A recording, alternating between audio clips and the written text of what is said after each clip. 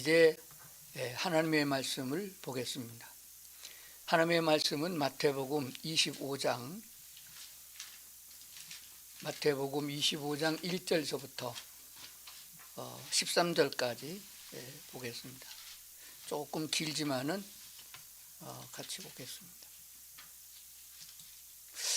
화면에 띄우긴 띄웠는데 너무 작아서 성경책을 보는 게 낫지 않겠는가? 성경책 보실 분 보시고 스마트폰 가까이 되면 보이지 않겠는가 생각되어집니다. 옆으로 해서 좀 크게 해서 보시면 되겠습니다. 제가 한 절 보고 우리 또 같이 한 절 보고 해서 큰 소리로 교독하겠습니다.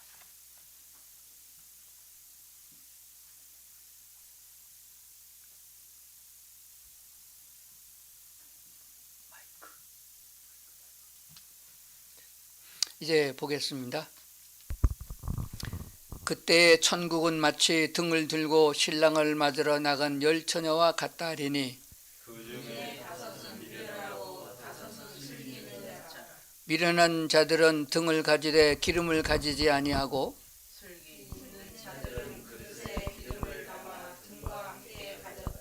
신랑이 더디움으로 다 졸며 잘세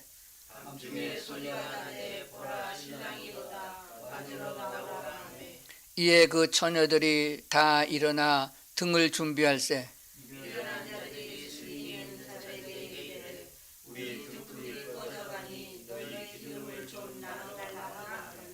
슬기 있는 자들이 대답하여 이르되 우리가 너희가 쓰기에 다 부족할까 하노니 차라리 파는 자들에게 가서 너의 쓸 것을 사라 하니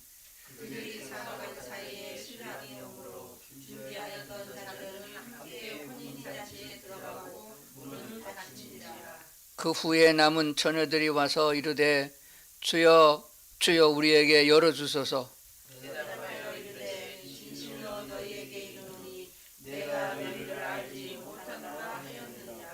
그런즉 깨어있으라 너희는 그 날과 그 때를 알지 못하느니라. 아멘.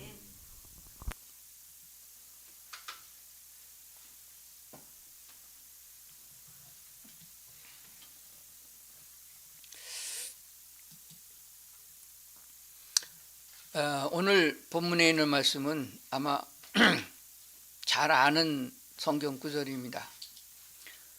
오늘 그 본문 중에서 가장 중요한 것이 뭐냐 그러면은 준비해야 된다 그런 것입니다. 그래서 오늘 제목을 정하기를 준비는 되었나요? 이렇게 제목을 정했습니다. 무슨 준비인가요? 시험 보는 사람은 시험 준비해야 되겠고 여행 갈 사람은 여행 준비해야 됩니다. 우리가 준비하는 것은 그런 준비가 아니고 영적 준비이기 때문에 오늘 말씀 잘 듣고 나는 칭찬받을 만한 준비를 했는가 생각해 볼 수 있기를 그렇게 바랍니다. 잠언 30장 25절에 보면은 개미는 겨울에 먹을 것을 준비한다 그랬습니다. 그래서 성경에서 이렇게 자연을 통해서 교훈을 주는 것들이 많이 있어요. 감독자가 없어도 잔소리하지 않아도 겨울에 먹을 것을 여름에 준비한다. 누가? 개미는. 그렇다면은 사람은 개미보다 낫잖아요. 나중에 되어질 것을 위하여 준비하는 자가 되어야 된다라고 했습니다. 히브리서 11장에 보게 되면은 노아는 방주를 준비했다, 예비했다 그렇게 말씀하고 있습니다. 비가 별로 오지도 않는데 여름철에 아무리 한국에 장마가 많이 져도 강물이 넘쳐서 마을을 덮치는 적은 거의 없습니다. 그런데 하나님은 말씀하기를 비를 내려서 지면에 있는 코로 숨을 쉬는 것들은 다 쓸어버리겠다. 그러니까 배를 하나 지어라. 거기 들어가서 살아야 되는데 짐승도 씨를 남겨야 되니까 새들도 씨를 남길 만한 것들을 가 속에 다 집어넣으니 크게 지어야 된다. 그래서 노아는 100여 년이 넘도록, 그러니까 전 생애를 그 말씀을 들은 다음부터 남은 생애는 전적으로 그 노아는 가족들을 데리고 방주를 짓는데 준비했습니다. 그것은 생명을 구원할 수 있는 구원의 방주가 되었다는 것을 알게 해주십니다. 오늘날 누가 그럴 줄 알았겠느냐 그렇게 생각을 하면서 그냥 살다가 어느 날 어떤 일이 생기면은 그 일을 준비하지 못해가지고 당황하는 사람을 많이 봅니다. 특별히 우리나라의 경우 보면은 차관급 이상들을 기용할 적에는 청문회라는 걸 합니다. 누가 자기가 차관이 될 걸 알았을까 했나요? 장관이 될 거 생각지도 못했고 꿈도 꾸지 못했는데 그런 행운이 온 거잖아요. 그런데 청문회 나가고 보니까 이것 걸리고 저것 걸리고 별게 다 걸리는 거예요. 그러면 안 되는 거거든요.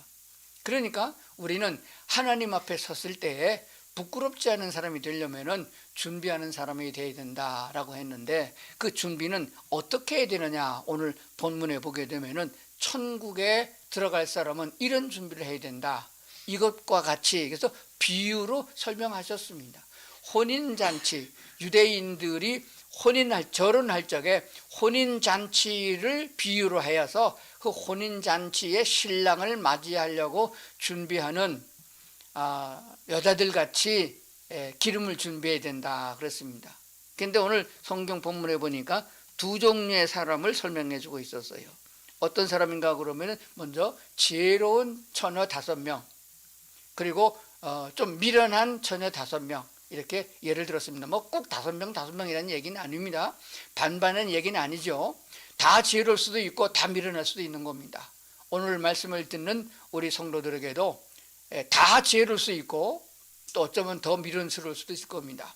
오늘 말씀을 듣고 하나님의 성령의 은혜를 힘입어서 지혜로운 성도들이 될 수 있기를 주의 이름으로 축원합니다. 그러면 어떤 사람이 지혜롭느냐 하는 것입니다. 그러면 유대인들의 결혼 풍습을 좀 아는 게 중요해요. 신랑을 맞이하려고 그러면은 신부의 둘러리를 서는 여자친구들이 있는데 그 친구들이 10명을 대충 부른다고 그럽니다. 그럼 그 10명의 친구들이 등을 가지고, 유대인들은 밤에 결혼식을 하거든요. 등을 가지고 신랑을 맞이해야 되는 거거든요. 그런데 신랑이 늦게 왔다 그랬습니다. 예정된 날짜보다 훨씬 늦었다. 그래서 기름을 준비를 못했다 그랬습니다. 지혜로운 처녀들은 그럴 것을 대비해서 그런 상황까지를 준비해서 어떻게 했느냐, 다른 기름통에다가 여분으로 기름을 많이 준비해 뒀다가 등잔이 꺼져갈 적에 기름을 더 보충해 쓰는 그런 지혜를 가졌다. 너희들도 그와 같이 준비해야 된다 하는 것입니다.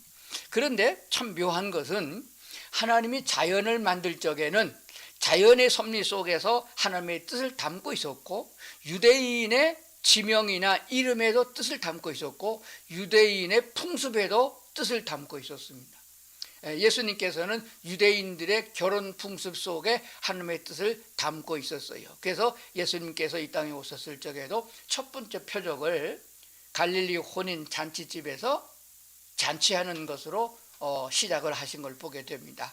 그렇다면 유대인의 결혼 풍습을 우리가 좀 아는 게 필요합니다. 오늘 제가 간략하게 설명드리고 유대인들이 결혼식 어떻게 하느냐 하는 동영상을 준비했는데 이게 다운이 안 돼가지고 잘 안 되더라고요. 아침에 해보니까 버벅거리고. 그래도 사진 몇 장은 볼 수 있을 것 같습니다. 한마디로 말하면 유대인들의 결혼식은 축제장입니다. 그 옛날에, 지금부터 2000년도 넘는 그 옛날에 고대 시절을 생각한다면은 생각해 볼 필요가 있습니다. 그러니까 얼마나 그 결혼식 축제에 참여하는 것이 복이고 그들이 기다렸던가 하는 걸 생각하게 됩니다. 유대인들은 결혼할 적에 3가지의 언약을 먼저 하게 됩니다. 첫 번째는 그 결혼 대상자를 부모님들이 많이 정한다고 그래요. 내가 딸을 낳으면 자네한테 주겠네. 옛날 우리 어른들도 그랬던 적이 있어요. 우리가 아들을 낳았으니까 자네 집 딸을 우리에게 주게. 이렇게 말로 약속하는 거. 그건 법적 효력이 없습니다. 그래도 그것을 귀담아 뒀다가 어른들이 자녀들에게 그렇게 결혼하도록 권할 수 있는 것이겠어요. 진짜 그래서 나중에 그들이 성년이 됐을 적에 유대인들의 결혼 전령은 남자들은 13살, 여자들은 12살. 지금은 많이 올라갔겠죠. 우리나라도 성년이 9살, 20살이니까. 그렇습니다. 그래서 그들은 정혼이라고 합니다. 정혼. 그래서 지금 우리 말하면 약혼인데 약혼을 하게 됩니다. 그러니까 어른들이 정해주던 자기네끼리 어떤 통로를 통해 가지고서 결혼하기로 마음을 먹어서 약혼을 먼저 하게 됩니다. 정혼을 하는데 약혼식은 어떻게 하냐 그러면은 또 잘 들어야 돼요. 신랑이 신부네 집을 찾아갑니다. 신부네 집에 찾아갈 적엔 빈손으로 가는 게 아니에요. 예물을 가져가야 됩니다. 결혼 지참금이라고 그래요. 키워주셨으니 감사합니다. 그리고 장인 어른 될 분에게 그 예물을 갖다 드려야 돼요. 그 예물이 시원찮으면은 약혼이 안 되는 겁니다. 그런데 그것은 아주 넘치게 가져가요. 그때 약혼하러 갈 적에 돈이 좀 모자르면은 증서를 써서 앞으로 양 몇 마리, 소 몇 마리 이렇게 해서 더 갖다 드리겠습니다. 그 약속을 해야 됩니다. 그 약속을 못 지키면은 그건 결혼이 안 되는 거라고 그래요. 그래서 신랑이 가서 바리바리 싣고 가가지고 결혼 지참금을 갖다 내놓고 제가 이 당신의 딸과 결혼하고 싶습니다 해서 앞으로 줄 것이나 또 가져온 걸 다 살펴보고 이만은 흡족해 내 딸 줘도 굶기지 않겠다 생각해서 허락을 합니다. 그러면 이제 그 여자가 또 허락을 해야 되잖아요. 여자가 벌써 이미 뭐 마음에 작정하고 있었으면 결혼할 준비가 된 거거든요. 그러면 이제 남자가 내미는 포도주잔을 받아서 여자가 마시면은 결혼 허락이 되어진 겁니다. 그렇게 하고 돌아오는 거예요. 그러면은 그 집에서는 그날부터는 그 처녀는 그 남자에게 시집갈 준비를 하고 기다리는 겁니다. 그런데 법이 어떻게 됐나 그렇다면은 대략 1년 정도 준비 기간을 갖습니다. 그런데 이 약혼이라는 유대인들의 약혼이라는 것은 법적으로 효력을 갖고 있습니다. 만약에 약혼한 상태는 결혼과 똑같이 여기는 거예요. 만약에 다른 불륜이 있다든지 그렇게 되어지면은 누가 파혼한다든지 그런 법적 책임을 져야 된다는 것입니다. 그래서 예수님이 태어날 적에 마리아가 정혼한 사이였거든요. 그 결혼과 똑같은 사건입니다. 가장 중요한 것은 그 여자에게 있어서 정조를 지키는 것, 딴 데 한눈 팔지 않고 신랑 맞을 준비를 하는 거거든요. 그러면은 남자는 돌아와서 뭐 하느냐 그러면 그때부터 1년간 기간을 두고 결혼 예물로 지참금으로 아직 못 드린 거 양 20마리라든지 양 30마리라든지 근데 그게 상당히 많은 액수였던 걸 알게 되어집니다. 그걸 또 돈도 벌어야 되잖아요. 그렇게 해야 되겠고 더 중요한 것은 자기가 신혼 살림을 살 수 있는 집을 지어야 됩니다. 물론 우리나라보다는 집 짓기가 편하겠지만은 그래도 신혼 살림을 살 수 있는 새 집을 지어서 아무도 자보지 아니한 새 집을 지어서 들어가는 것이거든요. 그래서 한 1년이 되면은 이제 신부를 데리러 가야 되는 겁니다. 신부를 데리러 가야 되는데 딱 1년에 가는 건 아니에요. 더 지나서 갈 수도 있으면 준비가 좀 덜 되면은 그리고 언제 가느냐 하는 것을 정하는 것은 신랑이 정하는 것이 아닙니다. 신랑 아버지가 정하는 거예요. 그러니까 아버지가 정하는 날짜가 가는 거기 때문에 신부집에도 언제 오는지를 모르고 신랑 자신도 그 날짜가 언제인지 모르고 있어요. 이것은 뭘 말하느냐? 예수님께서 이 땅에 우리에게 너희를 구원해 주겠다. 내가 너희들을 내 하나님의 나라로 인도와 영원히 같이 살겠다. 그래서 나는 신랑이요 너희는 신부의 자격으로 우리가 만나게 될 것이다 비유한 것입니다. 그래서 첫 번째 예수님이 우리를 맞으러 오셨던 그때를 첫 번째 신랑이 신부를 만나는 것과 비교가 되는 거잖아요. 그런데 신랑의 허리가 휘도록 지참금을 가져가야 되는데 예수님은 우리를 신부로 맞이하기 위해서 자기 목숨을 내어놓고 십자가에서 우리를 대속하고 우리를 구원해 준 것입니다. 이제 다시 오시는 예수님, 그분이 이제 진짜 우리를 하나님의 나라 신혼집으로 장만 데려가기 위해서 오신다는 겁니다. 그래서 예수님은 말씀하기를 내가 아버지께로 먼저 가서 너희를 위하여 처소를 준비하고 그게 무슨 집이다 그러면은 신방을 차릴 수 있는 새 집을 의미하는 것입니다.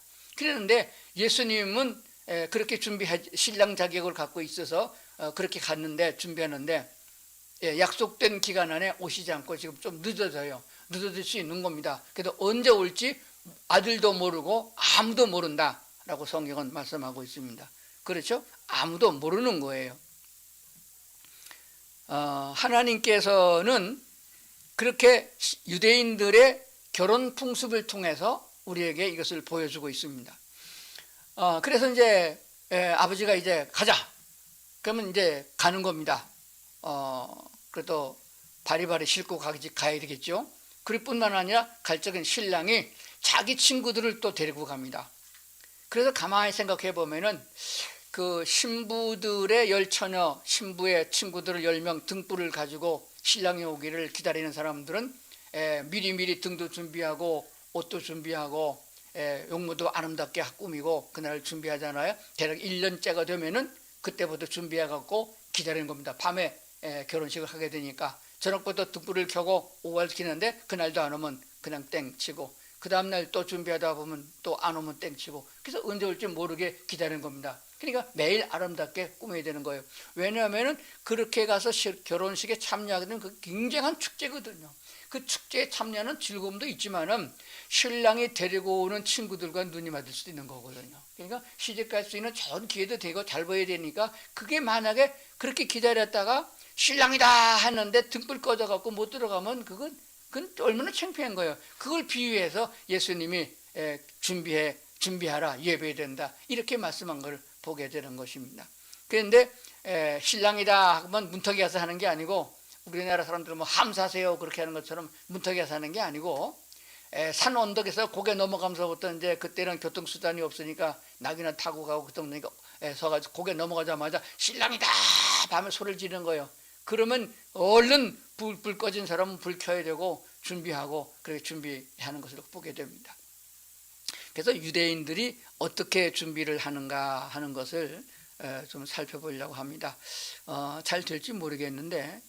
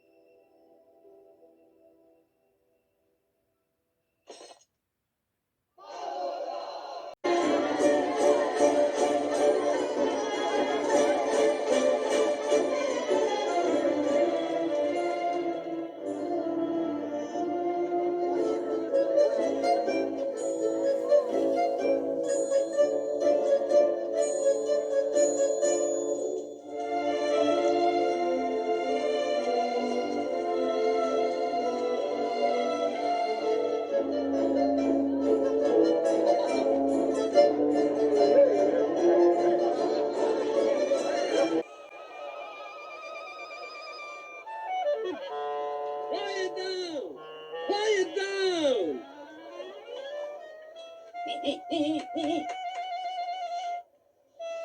Quiet down!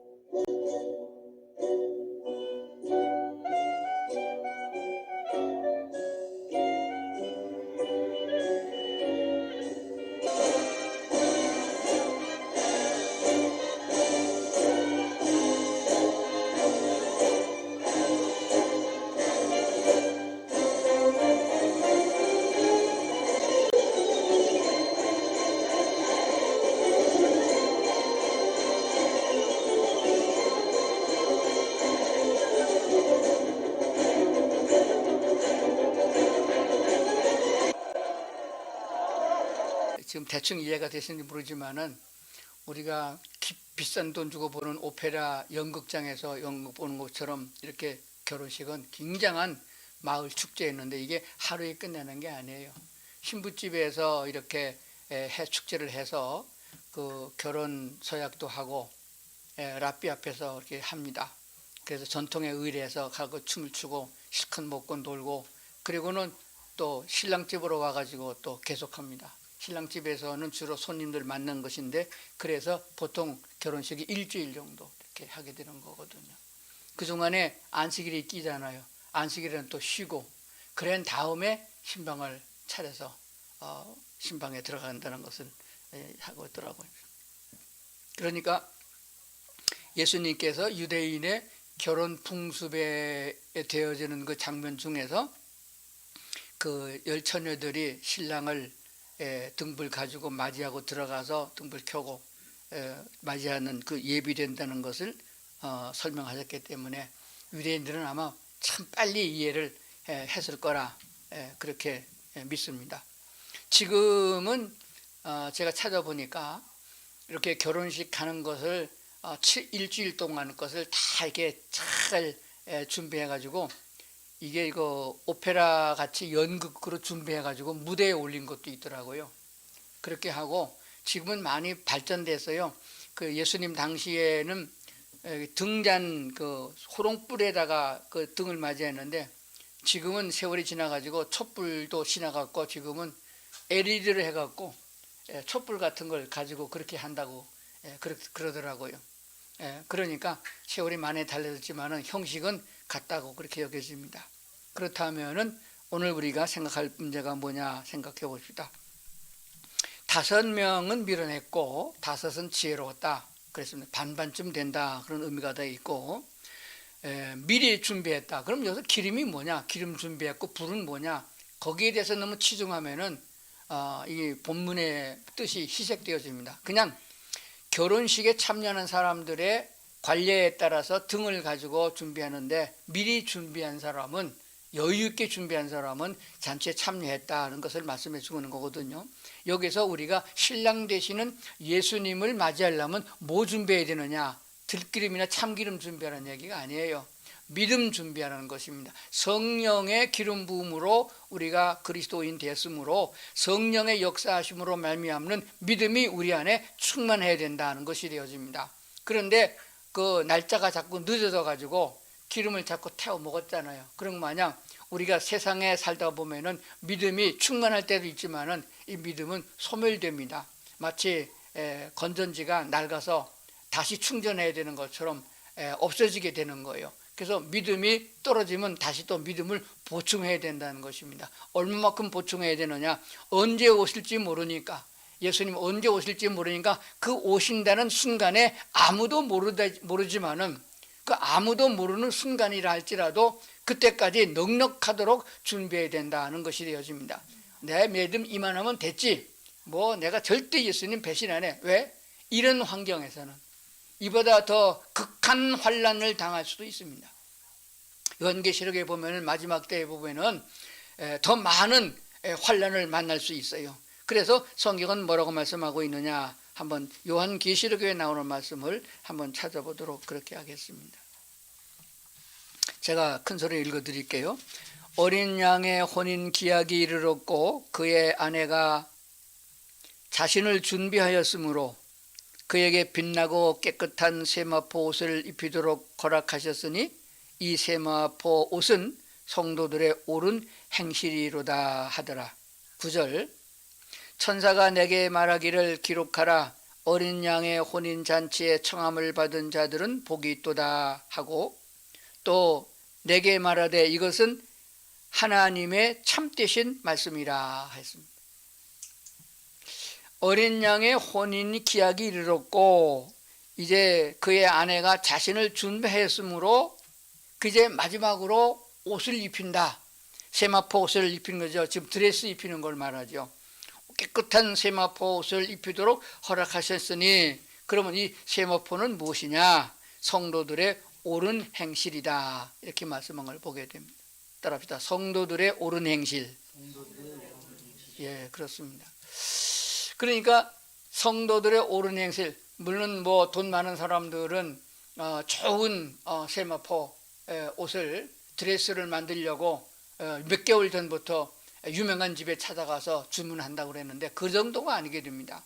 옳은 행실은 하루아침에 되는 게 아니잖아요. 내 마음에 우러러 나와서 성도들의 행위가 되는 거잖아요. 어느 날 갑자기 시험 공부하듯이 그렇게 해서 선행을 해갖고 착한 일 했다고 해서 고아원에 몇 번 가서 떡 좀 나눠주고 길바닥에 가서 휴지 좀 줍고 그것 가지고 내밀 수는 없는 것입니다. 하나님은 우리의 중심을 보시기 때문에 하나님 앞에 정결한 처녀로서 신부로서 옳은 행실은 어떤 것이냐 하는 것을 먼저 생각해 봐야 됩니다.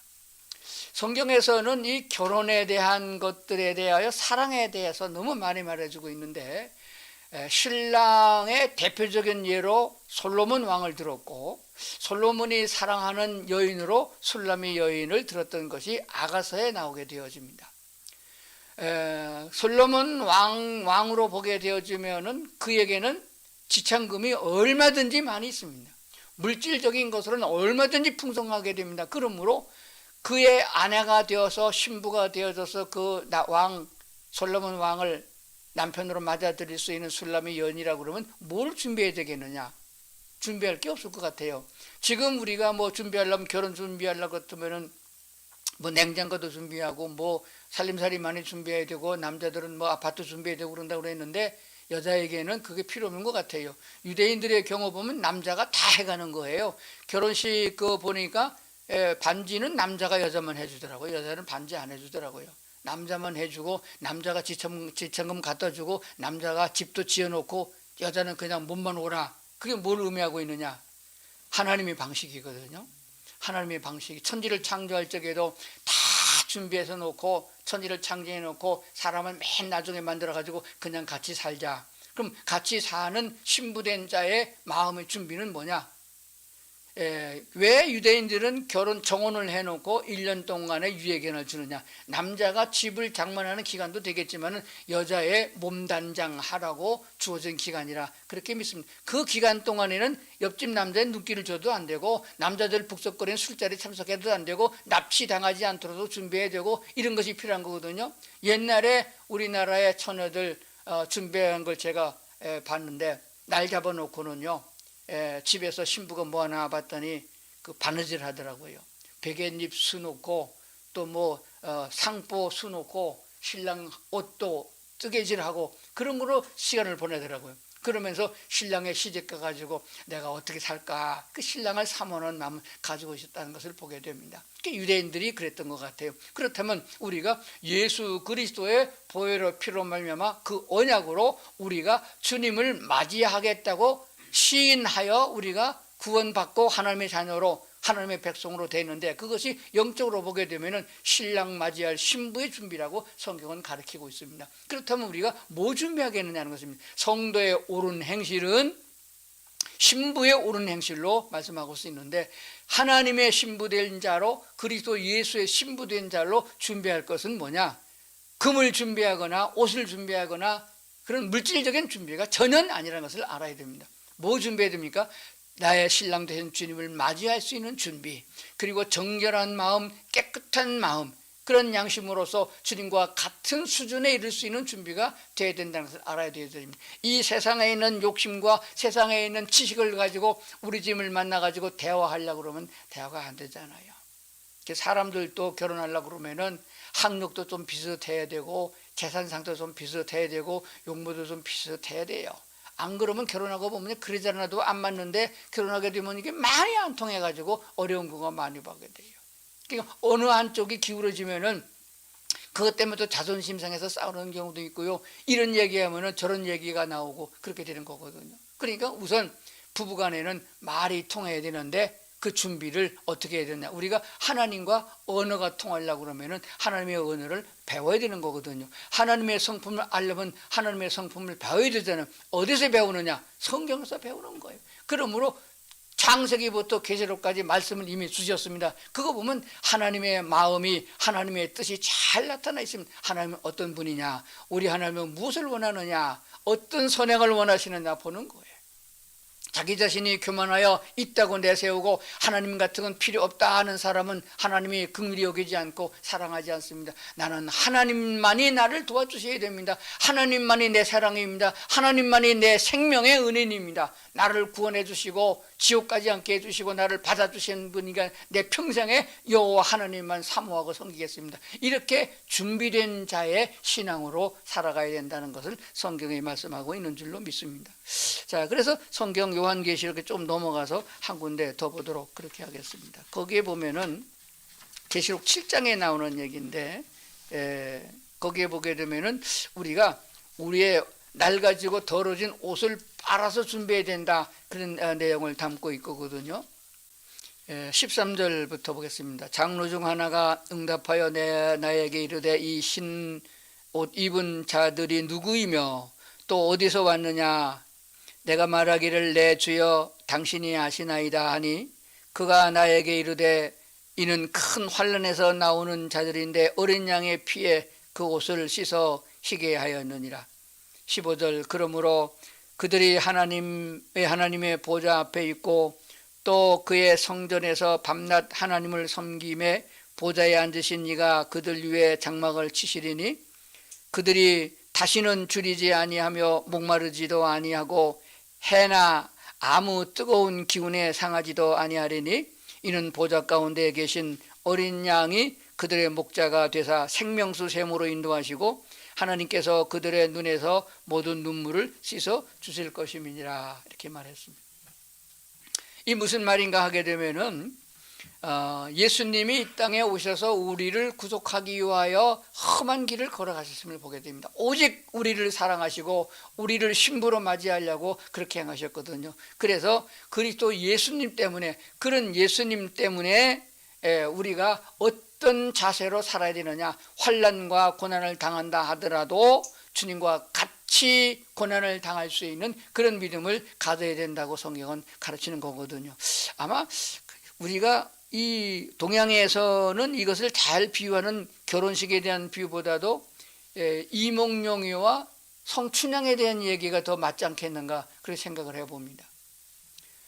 춘향이가 그렇게 절개를 지키고 그 모진 고난 가운데도 절개를 지키고 이몽룡을 기다렸기 때문에 그게 역사인지 사실인지 모르지만은 아름다운 얘기로 남는 거 아니겠습니까?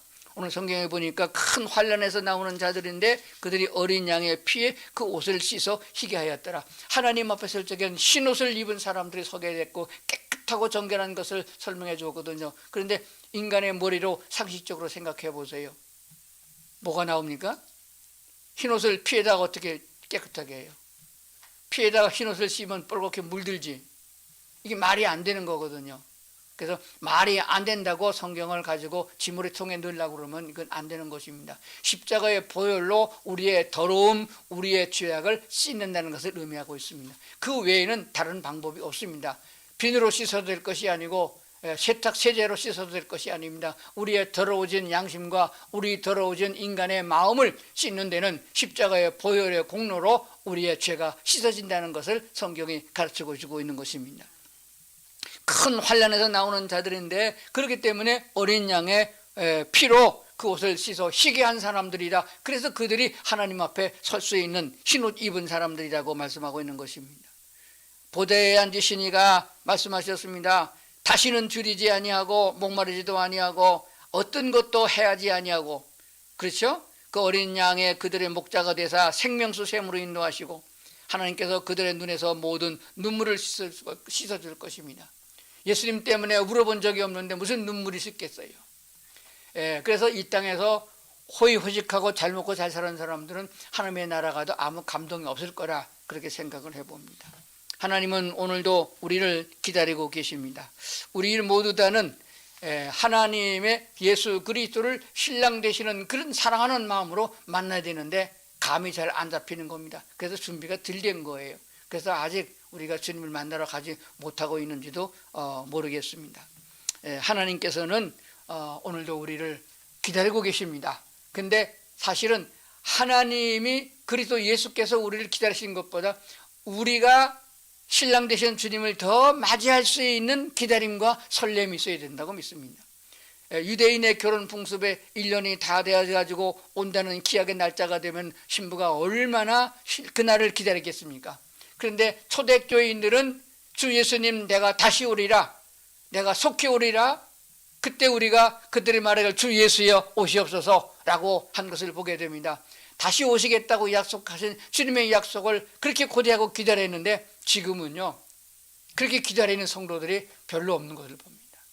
뭐를 보내냐면은 지금 당장 나에게 주어지는 것, 육신적인 것을 구하고 교회를 나오지, 그래서 기도하고 있지, 신랑 되신 예수님을 만나러 간다는 그 기대, 신랑 되신 예수님께로 간다는 그 준비, 이것은 우리 심령 속에 없는 거예요. 그렇게 간절함도 없고 그렇게 사모함도 없고 그렇게 기다림이 없다는 거, 이게 문제가 되는 거예요.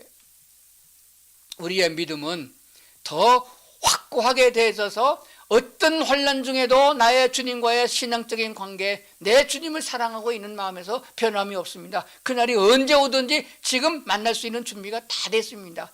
신부의 옷도 준비되고요, 마음도 준비가 되어지고요, 정결한 양심입니다. 내 마음의 욕심도 교만도 다 버렸습니다. 십자가의 보혈로 씻었습니다. 주님을 만날 수 있는 흰옷을 입었습니다. 오직 주님만 바라봐야 됩니다. 이 세상에 어떤 걸 봐도 부럽지 않아야 되겠고, 이 세상에 어떤 데도 마음 쓰면 안 됩니다. 오직 주님의 나라, 오직 주님만 바라보고 주님 만날 수 있는 그날을 기대하면서 살 수 있는 성도들 될 수 있기를 주의 이름으로 축원합니다. 기도하시겠습니다. 하나님 아버지, 우리를 이 땅에 있는 동안 아버지라 부르게 하셔서 필요한 것을 구하게 하셨으나 마지막 날 주님을 만날 적에는 신부가 신랑을 만나는 같은 감격스러운 그런 모습을 설명해 주셨습니다. 주님께서 다 준비하시고 우리를 오라 하셨습니다. 눈물이 없는 곳, 슬픔이 없는 곳, 다시는 괴로움이 없고 죽음이 없는 그곳으로 우리를 초대한다고 약속하셨습니다. 그날을 사모하게 하시고 그날을 준비하기 위해 우리의 신앙의 양심이 깨끗게 하셔서 우상 숭배에 가담하지 않게 하시고 세상의 물욕으로 물들었던 욕심과 교만을 십자가의 보혈로 다 씻어 주시옵고 정결한 양심으로 주님만 바라보게 도와주옵소서. 오늘 와도 할렐루야 하게 하시고 내일 와도 할렐루야 하게 해 주시옵소서. 주님께서 베풀으신